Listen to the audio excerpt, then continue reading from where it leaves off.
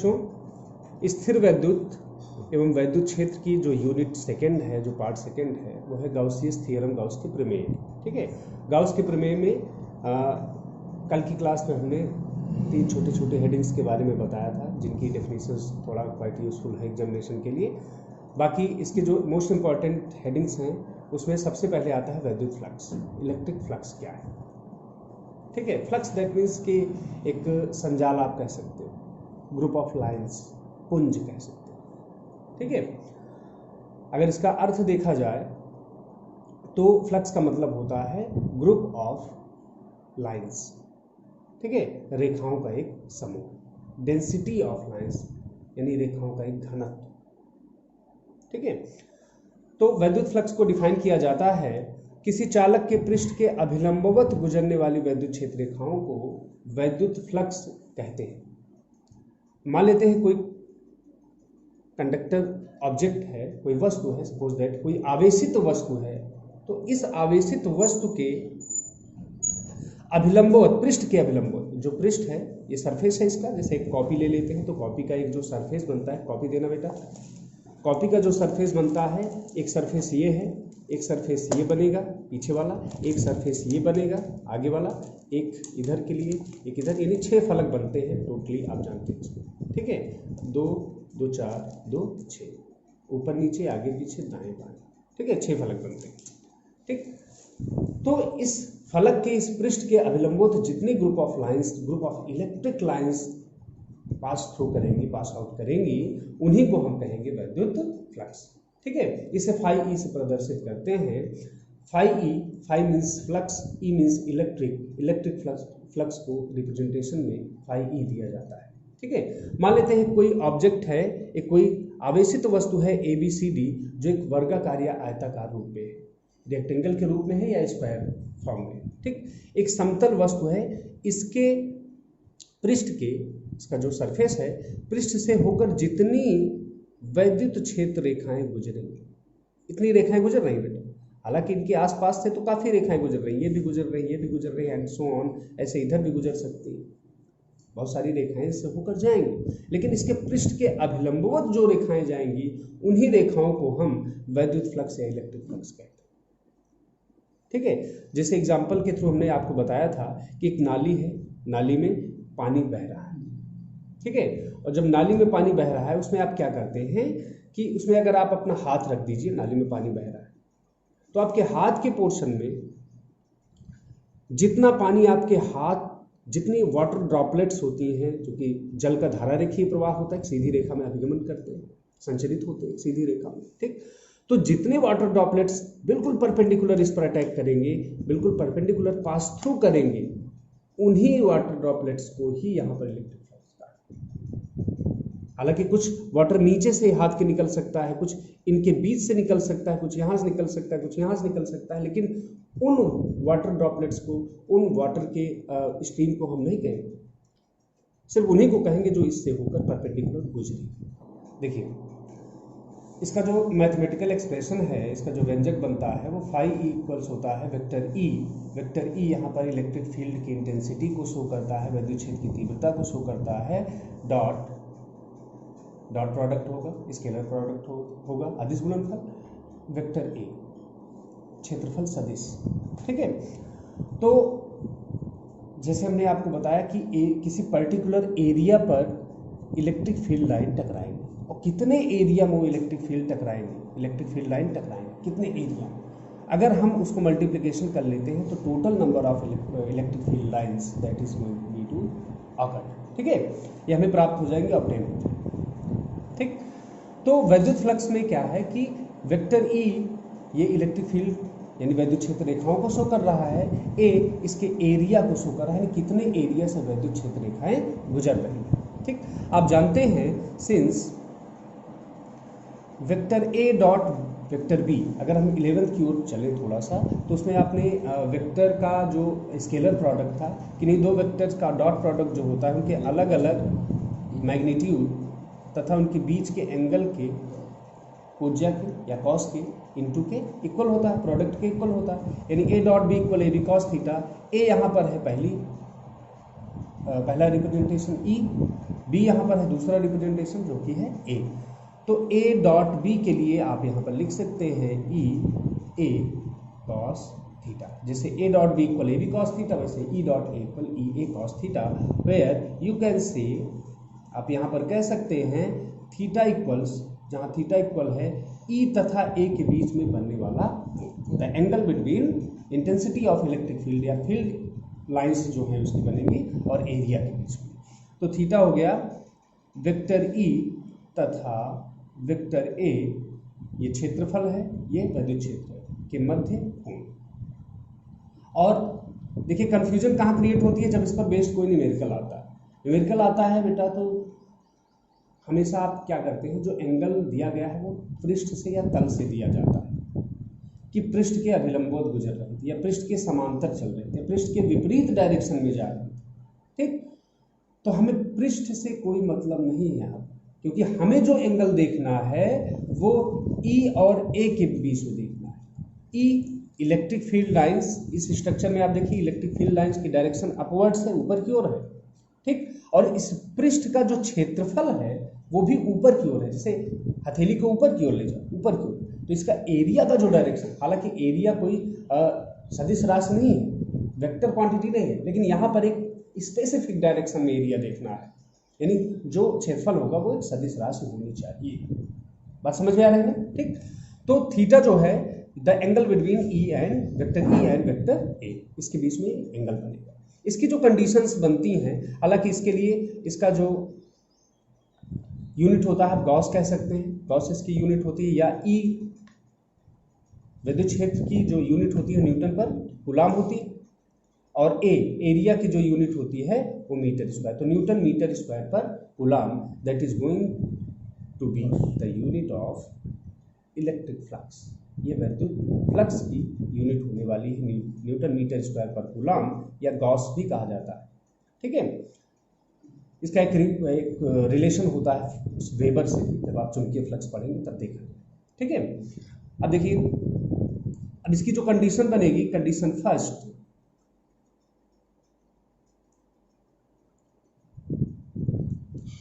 Conditions को बहुत ही ध्यान रखना है आप, क्योंकि न्यूमेरिकल में ये कंडीशंस ही मायने रखेंगे कि आप क्वेश्चंस को किस हिसाब से सॉल्व करेंगे। ठीक है, यदि वैद्युत क्षेत्र रेखाएं या वैद्युत क्षेत्र की तीव्रता या वैद्युत क्षेत्र की दिशा, कुछ भी आप कर सकते हैं, यदि वैद्युत क्षेत्र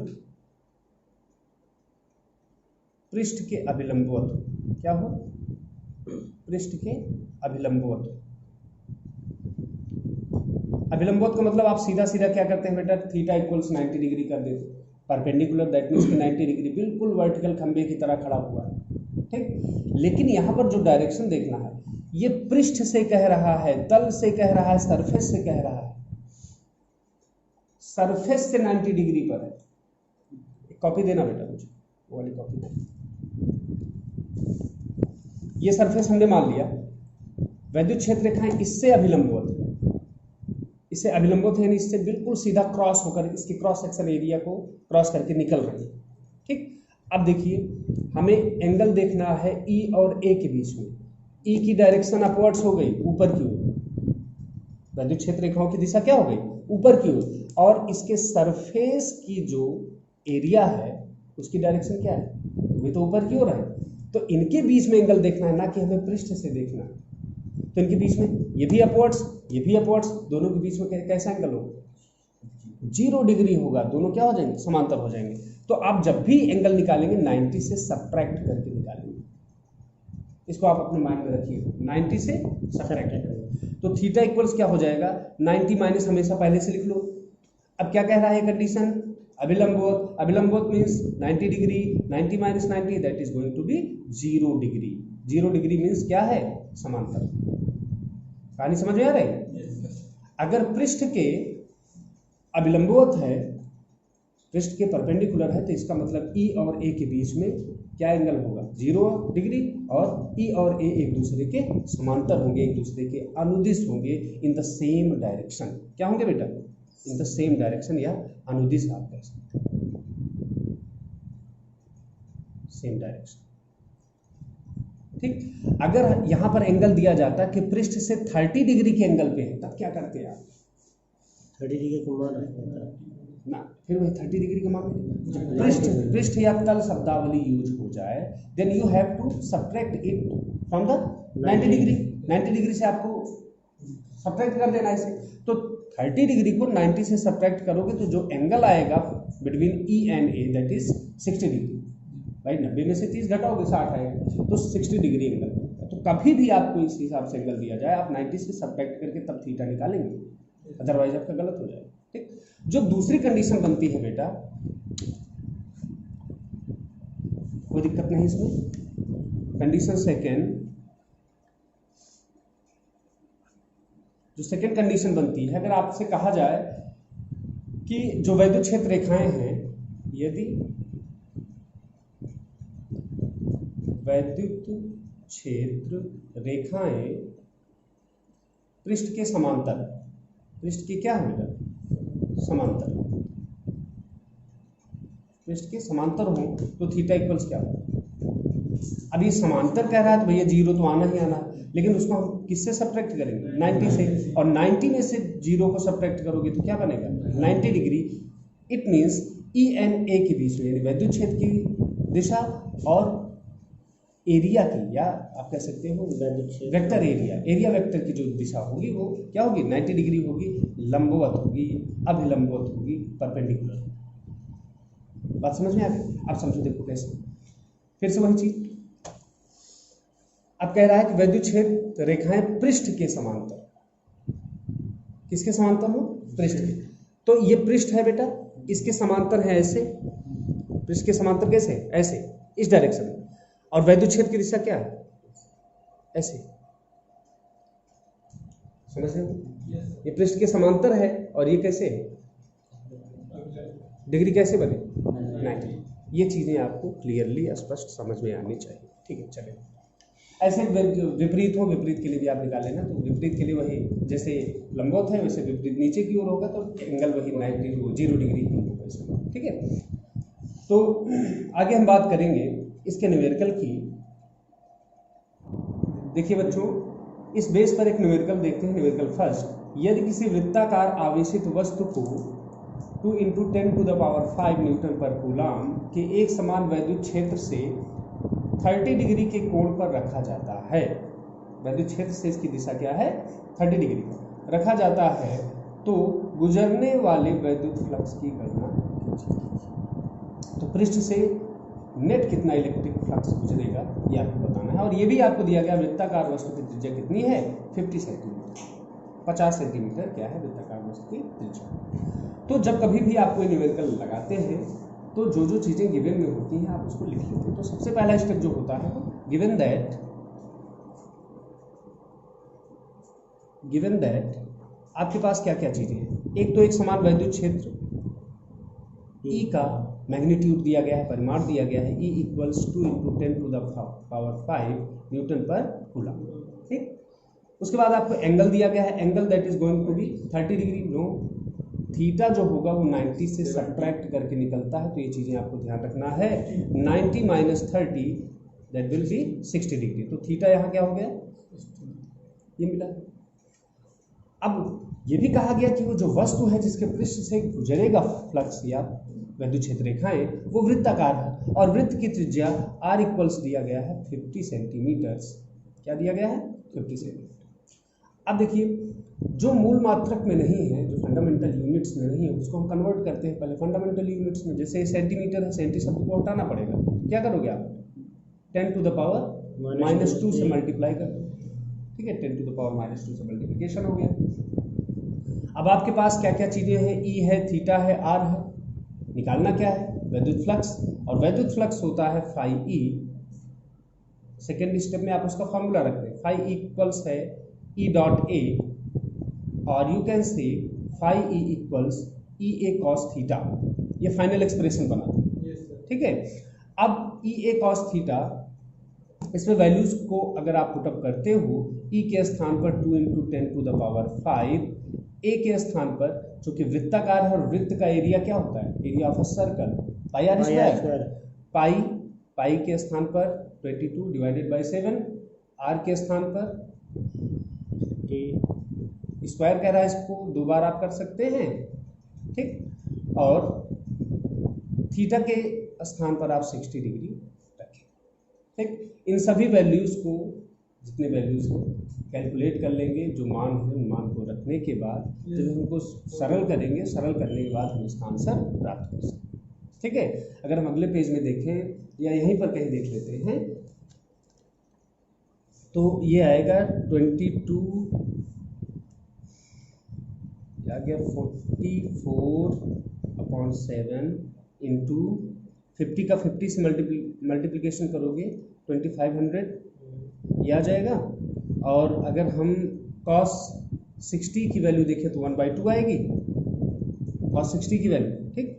और जितने ये 10 टू द पावर वाले हैं, 5 में से 2 और 2 4, ये आ जाएगा 10 पावर 1, ये 5e के स्थान पर। अब ये 22 डिवाइडेड बाई 7, ये 25,000, इसको अगर आप ये जो है इसकी वैल्यूज़ कुछ इसके आसपास आएंगी, 7.85 into 10 to the power 4 newton metre square पर कूलम। इसको आप डिवाइड कर लेना और डिवाइड करने के बाद सार्थक अंकों में व्यक्त करके इसकी पावर्स के रूप में 10 टू द पावर के रूप में आप लिख दें। फिजिक्स में आप इसी हिसाब से ही आंसर लिखा करिए, ये ज़्यादा सटीक होता है, सार्थक अंक में ही लिखा जाता है, ठीक है। तो ये थे इसके बेस पर जो है न्यूमेरिकल और इसका कुछ कंडीशंस वाले पोर्शन। बाकी के जो है टॉपिक्स जो है क्लियर किए जाएंगे नेक्स्ट वीडियो लेक्चर के थ्रू। तब तक जुड़े रहिए, कंटिन्यू देखते रहिए। धन्यवाद।